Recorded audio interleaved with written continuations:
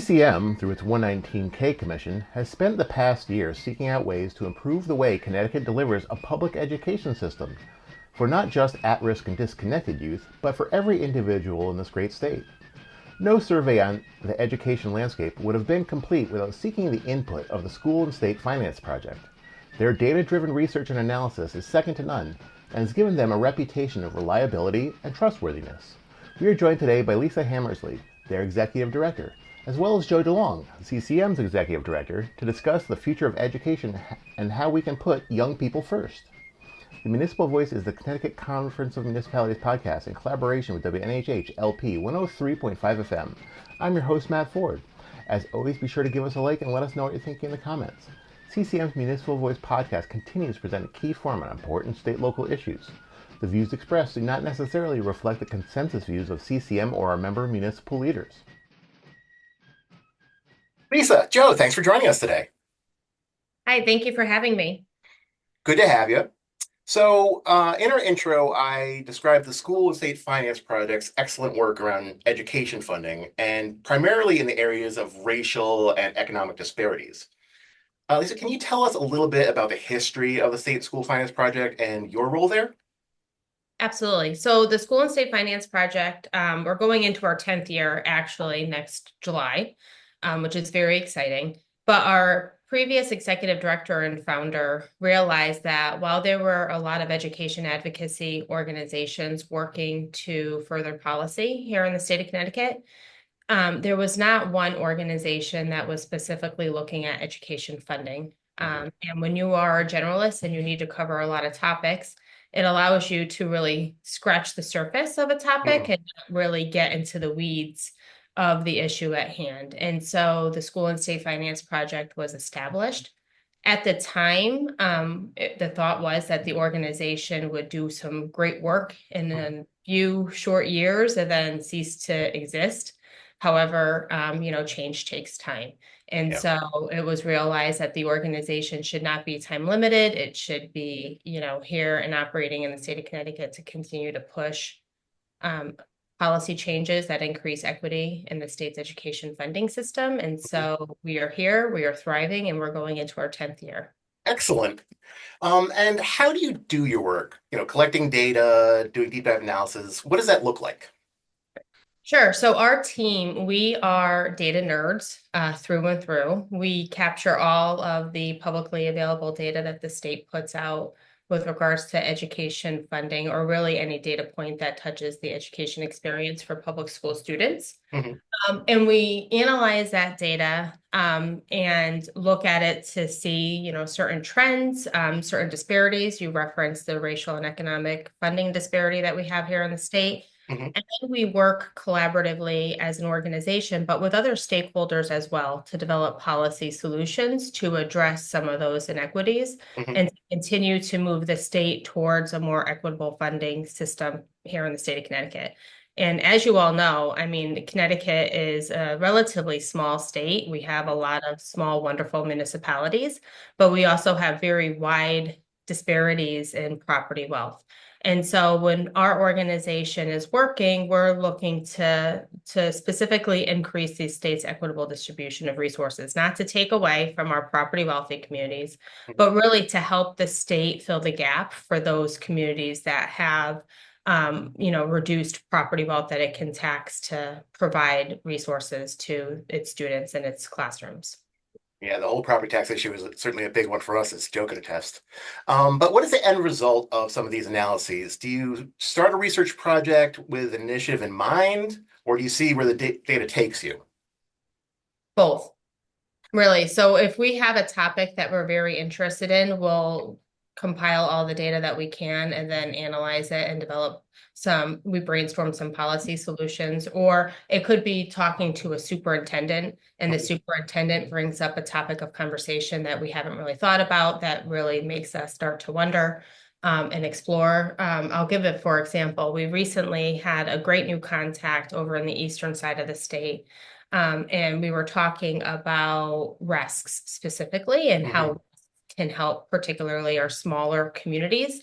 And he brought up a topic of regionalization, which led our team just yesterday to sit down and to say, okay, let's look at the statutes, let's understand the process, let's understand the barriers, because there are some significant barriers. People like to throw out regionalization as the thing that all school districts should do. You think about the actual process, there's flaws and there's problems throughout, which would result in some towns saying, I don't want to regionalize and I'd rather operate this very small school district on my own because, that could be a headache. And so we just came up with some policy solutions that legislators can consider to make those kind of shared cooperative agreements, better for municipalities, which would therefore make a more enriching education experience for students that reside in that town. Definitely. You mentioned RESCs. Just for the people at home, what does RESC stand for? Oh, I'm sorry. Thank you, Matt. So RESCs are Regional Education Service Centers, and they were established to allow for the cooperative shared services amongst municipalities with regards to the provision of education services here in the state of Connecticut. Okay. Makes sense. So we are, of course, also joined by CCM Executive Director Joe DeLong. And we here at CCM have just released a report of our own. It's called Young People First, and it's a plan not just to reconnect at-risk or disconnected youth, but to improve education outcomes in our state. Joe, can you talk us a little bit about that journey? Sure. Well, let me first say, Matt, a big part of that journey was working with Lisa and her team. Lisa didn't mention this, but she talks about them being data nerds. They may be data nerds, but Lisa, prior to this, she had a position as the budget director in the Senate Republicans office. And when I met Lisa, she was in that capacity, and I can tell you she understood the state budget better than anybody else in all of state government, frankly. Better than any of the budget analysts. The former Senate majority or minority leader, Len Fasano, he used to say, listen, if you want to know what's in this budget or how the state budget works, Lisa knows more about it than anyone. So I was really thrilled when she came out of that position into the State School Finance Project.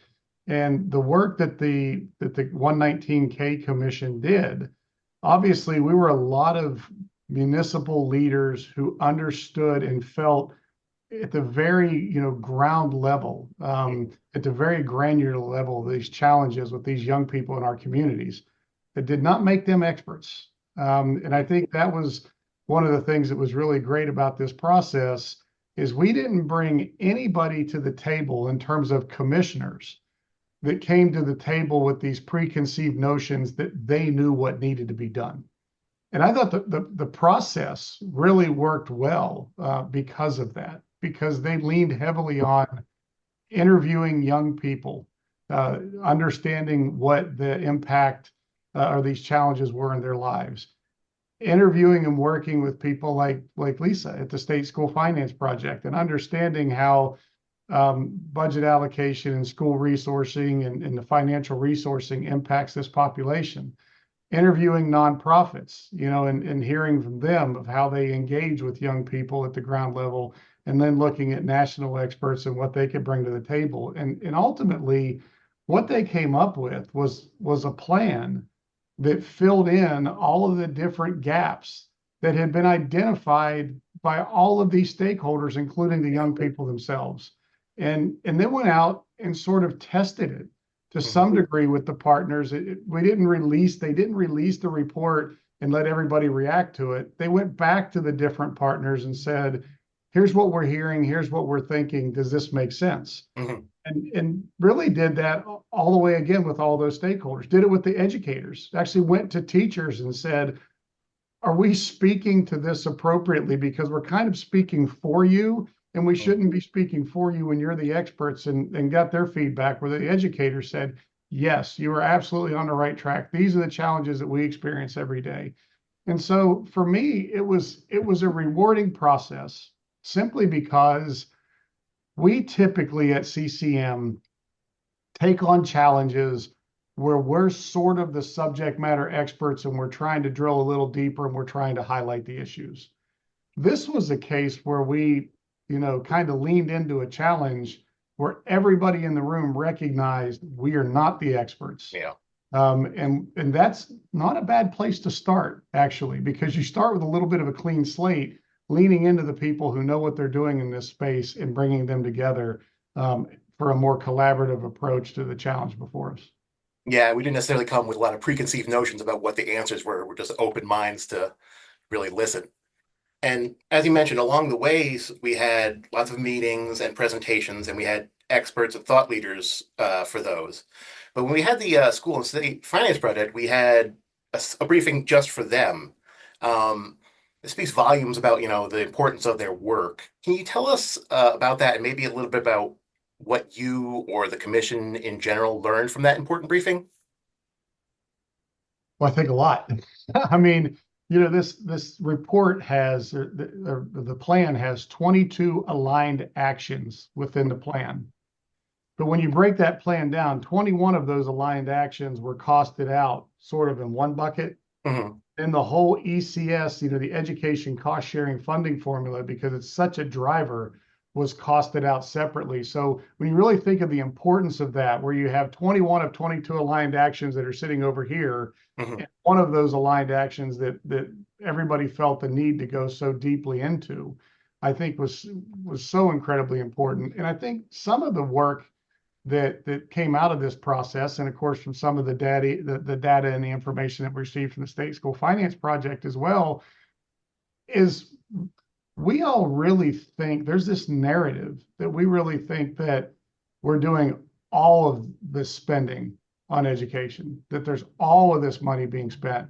The reality is, from a state standpoint, the state of Connecticut is really in the bottom quartile when it comes to the percentage that they spend toward public education. Most of our neighbors, not all, but most of our neighbors spend at the state level anywhere from 42 to 45% of public education costs. In Connecticut, it's more like 36%. Wow. I think that was important to understand, that how we really more heavily rely on local property taxes to fund education proportionally than what most other states do. And that relying on local property taxes really leans into or lends to those education inequities. In a lot of cases, the communities that have the greatest needs have the lowest amount of resources. So that proportionality matters. And then the other thing I think that matters is understanding that while the state, and a lot of it through the amazing work done by Lisa and her organization, because if not for them, this wouldn't have happened. While the state made significant investments in public education, so there are wins to celebrate over the last couple of years, even those significant investments did not keep up with inflation. So as we looked at that and really went back to the Boston Consulting Group and analyzed that further, what we discovered was, on a per pupil basis since 2017, we're spending about, at the state level, we're funding education at about $400 less per pupil than what we were in 2017. So we're actually on a decline where it comes to that. And I think all of that work is really important, not to point fingers, but to set an accurate narrative for policymakers so they understand where the state fits in terms of how it funds public education. And they understand that where there's this narrative that says that we're not increasing taxes, which that is true at the state level, when that proportional share of state funding declines, it actually does result in fairly significant tax increases in the property tax at the local level. So I think it's important that all of that part of that policy is analyzed as we go through this. Yeah, there's a lot of detail in there to pay attention to. You are listening to the Municipal Voice on WNHH 103.5 FM. Lisa, obviously you've been paying close attention to the work since that research briefing, and have even released a statement of support for our Young People First plan, which we appreciate. Thank you. Not to put you on the spot, but tell us what you like about this plan.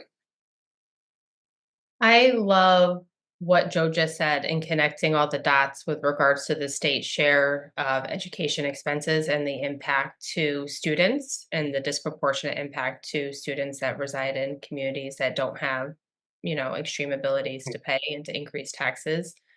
And the connection between the report and the ultimate funding system that we have here in the state. So when I saw the commission, when I saw the original report that found the 119 disconnected and at-risk youth. For us at the School and State Finance Project, unfortunately, we were not surprised. Yeah. Every year we come out with a very short policy briefing, nothing as extensive as what was conducted by the Boston Consulting Group. But we do find generally, historically, the state has a mismatch between student need and funding. And when we look at student need, it's clustered in all those areas that the Boston Consulting Group found for the largest numbers of at-risk or disconnected youth. That the largest concentration of at-risk and disconnected youth are actually, and not surprisingly, occurring in those communities that have the highest levels of student need and also the lowest levels of resources. So we definitely have a broken system here in the state. So when we first saw that report and just seeing the media attention and the reporting of it, it excited us at the School and State Finance Project, because this is information that needs to be out there. It needs to be discussed, and it needs to really be examined. How can we fix this system? And when I saw the final report that came out from the 119K Commission, I was blown away with just how thorough and extensive it was. It is a very holistic view at many different systems. It's not just education. We sit squarely in the education silo here, but like talking about housing, talking about the juvenile justice system, talking about the need to get prepared teachers and adequate teachers in the classroom. It's just a very holistic view at different things that the state can do to ensure that we reduce the number of disconnected youth, we increase the connectivity of our youth, which has such great long-term impacts on the state of Connecticut. It's not just keeping these kids so that they graduate from high school. It is so that they can become productive members of our community and have a significant impact on the state's economy long term. Never mind the fact that, individuals will be able to support themselves and grow a family. Yeah. So I was super encouraged with the work of the commission. I think that they were extremely thoughtful. I also appreciated the report that came out prior to this Young People First report, which elevated the voices of the youth directly. I think that those are all conversations that have needed to occur here in the state of Connecticut, and I'm so glad that they have finally done so. I also, that data point about how I'm going to be honest, the state has made tremendous gains in terms of increasing its support for K-12 education over the past few years. We're not saying that the state has not, stepped up to the plate and has not provided any increases in K-12 support. They have. But when you look at the increase in state support and you compare it to, and you take into account inflation, that data point to me really resonates. And I think that it is a critically important data point for legislators to think about. While they have done great work and we appreciate all that they've done to date, there's still much more that needs to be done if the state's going to keep up with inflation and really step up to the plate for all of our public school students. Yeah, good start, but no time to rest on any of that. You mentioned the impact of some of this stuff, and Young People First is really a plan with a capital P. There are 22 different proposals or aligned actions. Lisa, what would you call out? Funding equations, accountability systems, school facility funding policies. You kind of called those out in your statement, but which do you think would have the most impact of those? I think all of them. I don't want to pick out one. You want to pick your favorite child? I think that it's important for the state to continue to step up and increase the state's distribution of equitable K-12 funding, because it allows for the state to kind of overcome some of those disparities in terms of need versus wealth and ability to pay. But I do think that the accountability component is critically important as well. Yeah. And you should not just provide more funding without ensuring that the state is doing what it needs to do in order to ensure that funds are being expended in an appropriate manner and in the best interest of the public school students. So I also think that the capital funding is another very important issue. When you have Hartford, and we know that Hartford has had its financial troubles over the past few years, right? And I don't believe that they have issued bonds on their own for a few years. I could be wrong. But when you have a leak in a school and you have ceiling tiles that are in significant disrepair, or you have floors that need to be replaced, and you have the city not being able to issue bonds or has not issued any new bonds, and you have a local school construction program that kind of lags, like when you walk into a school and when your school is not in good shape, that is not the best experience for a student walking into a classroom. And I think that all students should have safe learning, safe schools, and should have an appropriate learning experience. And so all of those components, and that gets back to the holistic nature of this report and the policy recommendations, all of those important components are important. So I do not want to pick one over any other. I think that the state really needs to tackle all of these issues in a very holistic manner and not just pick and choose some. Yeah, talking about some of these schools that are outdated. I remember when COVID all started, we had issues with they had no air circulation in some of these things, no air conditioning, like that stuff was all outdated and had to be quickly, and they had to do something about that kind of stuff. Joe, I know you would say all 22 actions are crucial, but if you had to pick one without fight tomorrow, which one would it be?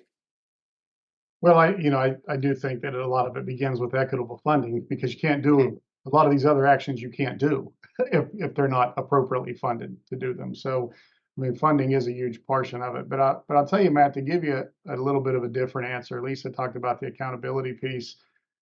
I don't know that this is my personal view. This is not a reflection of a conversation within the commission, but I'll change a little bit of a setting up with a change of subject. Obviously, I'm a lot older now, but I came from an athletic side of things. I've coached and played college sports and the whole thing. And I've watched in my lifetime years ago where we started to have this shift of going to the every kid gets a trophy mentality, which I never liked. I was never, even when I played, if I was in a tournament and we didn't win the tournament and then I got a trophy at the end, I'm like, why are you giving me this? It doesn't mean anything. So me personally, I was not an every kid gets a trophy kind of person. But I have seen what I feel like at times our public education system has become more about a participation award and accountability sometimes than it has become about actually preparing kids for the next step. Yeah. So we celebrate graduation, right? And we should. But should we celebrate graduation if the person we're graduating can't read? Yeah. Can we celebrate graduation if the person we're graduating has no idea after we hand them the diploma of where they're going? They have no plan beyond that. It's not just a higher ed plan. They're not sure how to enter the workforce. They're not sure whether it's a trade school. They're just, it's almost like, as you know, Matt, before I did this work, I ran a consolidated jail and prison system. And when I got there, people would be released, and they literally, at their release, they would put them on a bus. The bus would take them to a bus stop. It would let them off, and it was there you go into the world. Yeah. And a lot of times we saw those people back because they were left with nothing. They were left with no direction. They were, left with no skills. And when we worked on that in terms of the incarceration system, to some degree, we do that with our students, with our young people that we bring up through our school system. We are so measured in getting them to graduation and so fixated on the graduation rates, we're not really measuring whether the education that they got prepared them for the next steps in life, whether there was a plan for them upon graduation, whether they had systems of choice that allowed them to learn skills that were going to be valuable skills for them in the areas of interest that they could turn and go into careers. And I think that's part of this as well. And it's not a knock on educators. I think educators are doing everything that they can under remarkable layers of bureaucracy and very limited resources. And again, in the end, I feel like sometimes that we've turned public education into a participation trophy for kids, as opposed to actually earning something that sets them up for future success. And I think that is something that, not directly in those terms, but I think that is something this plan sort of outlines a better path forward in that regard as well. Definitely. It brings up some interesting points. One of the more difficult parts of this report is saying what outcomes could be. We had this story recently that I think you were referencing about a girl who graduated high school and couldn't read. I just want to quote a bit from the recent op-ed on that subject. It was written by a Hartford teacher, actually, and was posted to the CT Mirror. In the last 7 years, policies for Hartford public schools have widened the cracks for our most vulnerable students to slip through. Attendance requirements for graduation have gone by the wayside, along with truancy officers and attendance compliance officers, to ensure our students attend school regularly. Without accountability and support, some of our students miss hundreds of days of school, putting them further and further behind. Understaffing of special education teachers and paraprofessionals have had a detrimental and irreversible impact on our special needs population of students. Can you both react to that to me? Joe, do you want to start? Yeah, I mean, I think that Hartford teacher was really expressing a lot of things that she was feeling, Yeah. personally at the ground level. I'll narrow in on one recommendation to kind of help, quantify some of those issues. Yeah. You don't want a disruptive or certainly not a dangerous, but you don't want a disruptive child in the classroom. They can impact everybody else's challenges within that classroom. But how do you deal with them? Well, in a lot of cases in the school system, we do out of school suspensions where we take them away from all of the resources that they may have in the path that may get them in the right direction, and we send them home. Yeah. Well, what are we sending them home to? Maybe sending them home by themselves, sending them home without meals, maybe sending them to home it's not even a home. So out of school suspension can take that young person where their only shot in life is to be in school and put them straight to the streets. And if they do come back to school, puts them even further behind. So now the teacher gets them back in the classroom and says, they're a full unit or half unit behind everybody else in this class. So how do I deal with them? Now you go to the in-school suspension model, which can work under the right circumstances. But if we don't have the appropriate staffing, the appropriate curriculum, the appropriate teachers handling that, instead of taking a person in school suspension and making sure that they're keeping up, making sure that they're doing the work, making sure that they're prepared to reintegrate into the mainstream classroom, if you don't have the right resources, in school suspension becomes a whole mix of kids who are sitting in an auditorium or a library or something somewhere that aren't really getting much more than what they would be getting out of school suspension, other than the fact that they're maybe safer confined within those four walls. Those are very fixable things, but they require a change in policy, and they require the resources to make sure that if a young person is not working out appropriately within the classroom, that they're still being held accountable, they're still being given opportunities, they're not being given up on. And a lot of times we push these kids out of the classroom, we're giving up on them. And then the other part of that, I spoke a little bit about choice. You have kids going to the alternate education system. Well, one of the things that happens with alt ed is it follows the same in many ways, rigid graduation standards that everybody else has to follow. Mhm. So the traditional school system has not worked for me, maybe for a variety of reasons. And it might not be that I'm a troublemaker kid. There might be a whole lot of reasons why the traditional school system has not worked for me. So we decide for that child that's not working in the traditional school system, we're going to put them in an alternative school system to try to get them back on track. Well, it has to follow the same rigid requirements that weren't working for that young person to begin with in the regular school system. So the whole system needs to be re-examined in that way to make sure that we are not creating just pushing papers uphill, pushing papers downhill, and moving young people like robots through a system that gets them a participation trophy at the end. But we're actually meeting young people's individual needs. We're inspiring them and we're training them for success after K through 12. That's what a successful school system looks like. Lisa, what do you think? How do we prepare them for, the real world? Yeah, so just thinking about what Joe just said, we were hopeful that the coronavirus pandemic would have allowed for that kind of disruption and Mhm. like what was previously the education experience to allow for more innovative and flexible, student centered, and really, individualized to the student Yeah. pathways to the education experience. And actually, the Center for Public Research and Learning at Columbia convened an innovation cohort during the COVID pandemic with various stakeholders for that exact purpose, to try and determine if there's a way for us in the state of Connecticut to kind of shake up the status quo in terms of what is a typical K-12 education experience and to respond to diverse student needs and to meet students where they are. Unfortunately, I don't think a lot came out of those conversations. But as I react to that op-ed and the previous reporting by the Connecticut Mirror, in the state of Connecticut, it's easy to just look at the education cost sharing formula because it is the state's main form of equalization aid here in the state. But the state has, through the history of its existence, created various types of schools, created various types of funding structures, and various rules that impact a district's resources as well. And unfortunately for Hartford Public Schools, where it's at the heart of the Sheff versus O'Neill ruling and the state's response, it has a very, very complex system. And I don't think that we should just point the finger at Hartford Public Schools because of this one graduate and then the teacher saying, this is happening all over the place.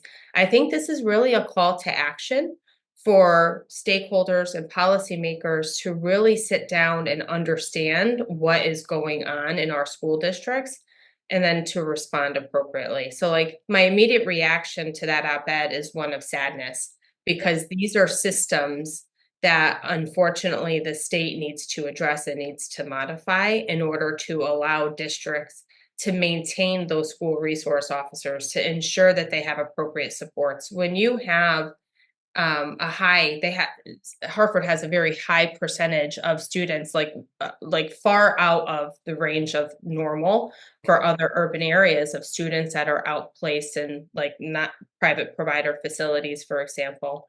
You need to invest in supports in district in order to keep students in district and to ensure that you have appropriate staffing at all times to meet the needs of students. And in Hartford Public Schools, they pay their teachers, very low comparatively to their region, and they're simply not attractive for employees. They have very high need student population and very low salaries. So like they have a hard time with their staffing. They have vacancies all over the place. But these are all conversations that hopefully with this report and with the continued advocacy and discussion with policymakers, we can start to really effectuate change. Yeah. And it sounds like part of it for you, the legislature would be to streamline some of this and make it easier. Some of the red tape that you said there's all these different programs, it's kind of streamline them all would be a huge help. You are listening to the Municipal Voice on WNHH 103.5 FM.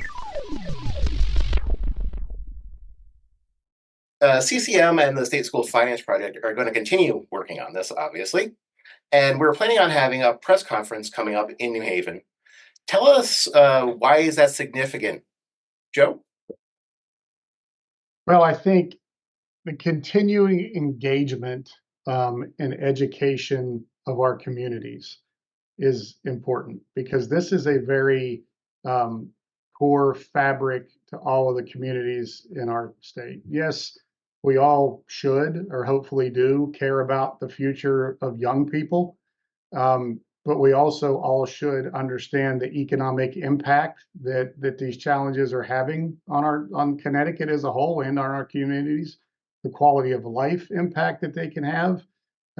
Frankly, Matt, when you go to any realtor website and you scroll down to the bottom of the realtor website on a home you're looking at, what's the one thing that they all have? They all have a great schools rating. Yep. How's the education system in this community?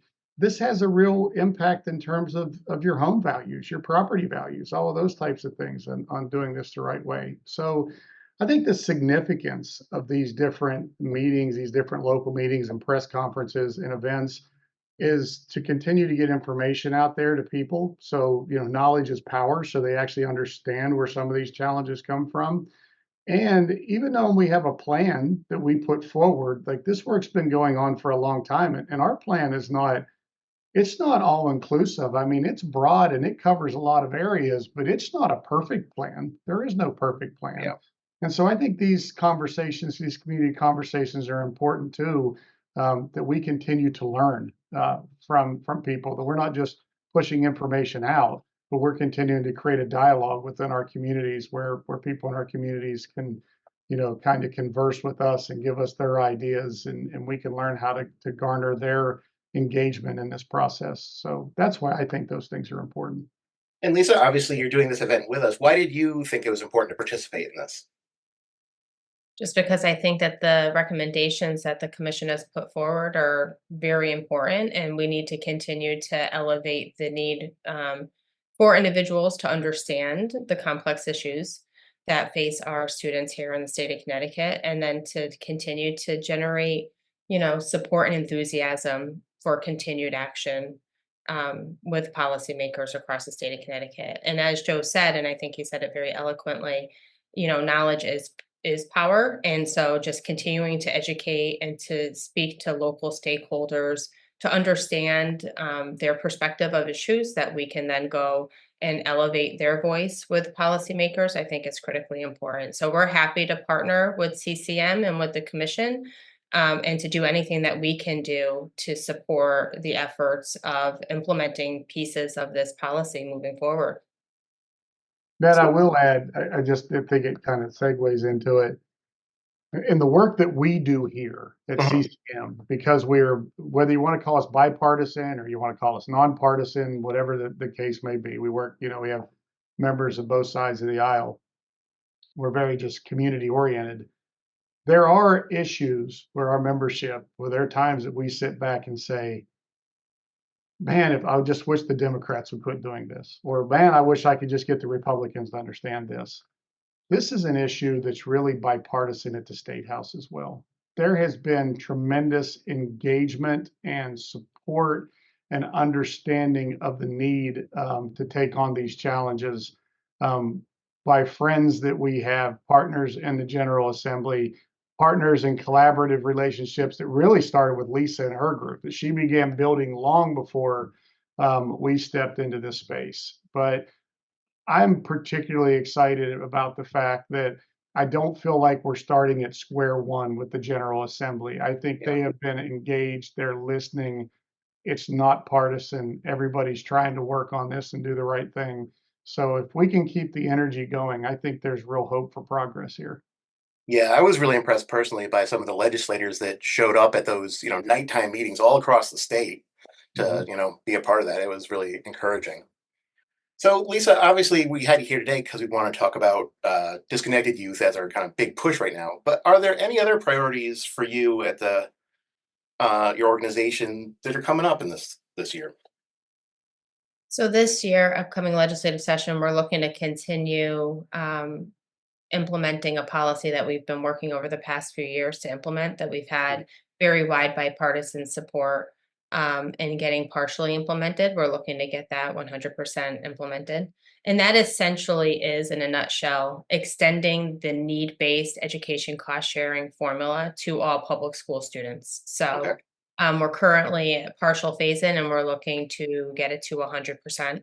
And when you do that, it alleviates some financial burden on sending districts.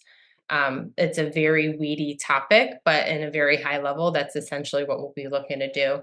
In addition, we're looking to ensure that the state provide equitable facility funding, and really looking to see if there's some way for the state, and I haven't spoken to you about this, Joe, but I certainly will circle back. So as you know, the state provides resources to municipalities under the LoSIP program that allows for minor capital improvements within the municipality. There's no such program for school districts, and we think that, it is time for the state to consider that. So that's something else that we'll be discussing with the legislature, as well as the components that were identified by the 119K Commission. We have a foundation that has been static since the 1990s. Costs have gone up every way, and so we need to ensure that the foundation is appropriate and is increased.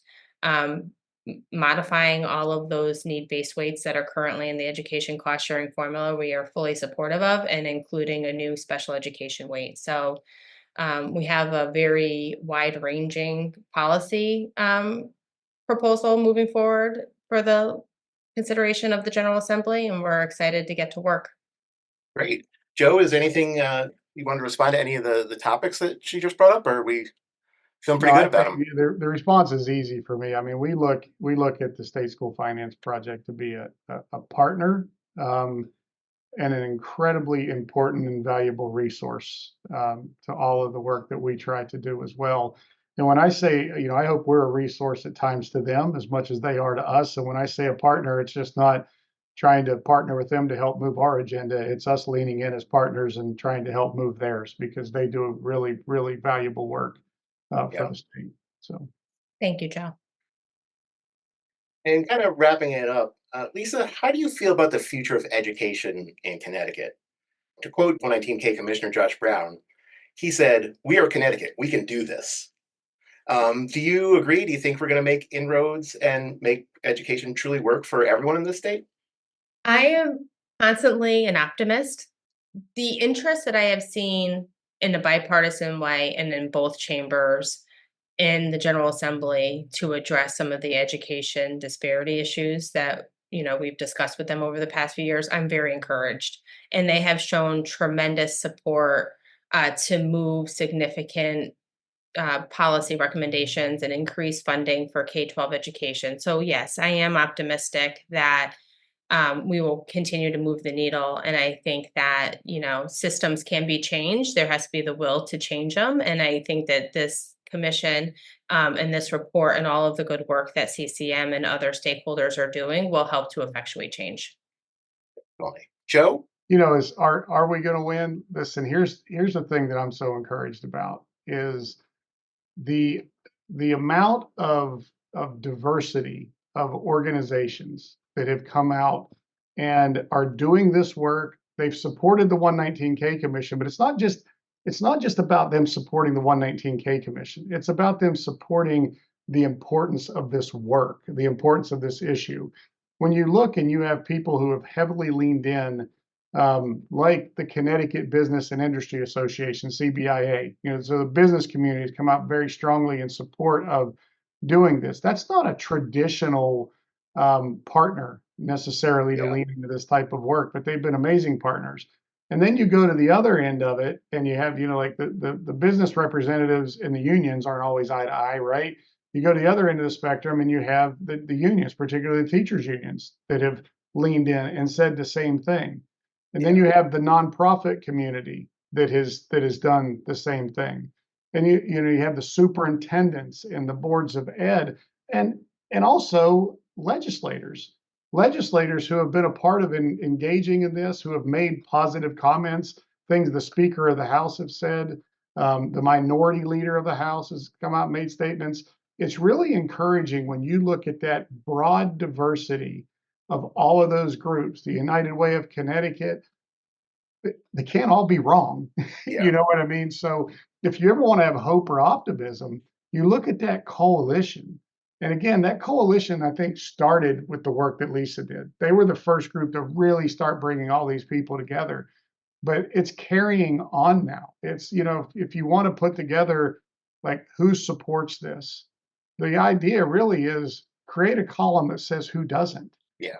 Because nobody at this point has come out and said, no, we don't support this. It's everybody is over in that support column, which that doesn't make it easy. It doesn't mean it's something that lawmakers can just go in and say, okay, everybody agrees with this. Now we have to do it, because that's work. I mean, there's work in doing it. It's not a magic wand. There's no fairy dust that makes it all happen. Yeah. But my optimism comes from the fact that when you have the, like, who's in your corner and who's the opposition, it's not really any opposition right now. Everybody is trying to move this forward. And so I'm very optimistic that we'll make progress simply because of that, if nothing else. Yeah, definitely. It all ties into one of our guiding principles, but collaborating for the common good. Yeah. Well, Lisa, Joe, thanks so much for speaking with us today. It's been a fascinating discussion and really important stuff. Thank you. Appreciate it, Matt. And thank you, Lisa. We'd like to thank our guests, Lisa Hammersley and Joe DeLong. The Municipal Voice is a co-production by CCM and WNHH 103.5 FM. Joe Thornton is our executive producer, Christopher Gilson is our producer, Terry Draws is on the boards, and I'm Matt Ford, your host. Be sure to check out our Facebook page and give us a like, and watch out for our CCM chat series on our YouTube page.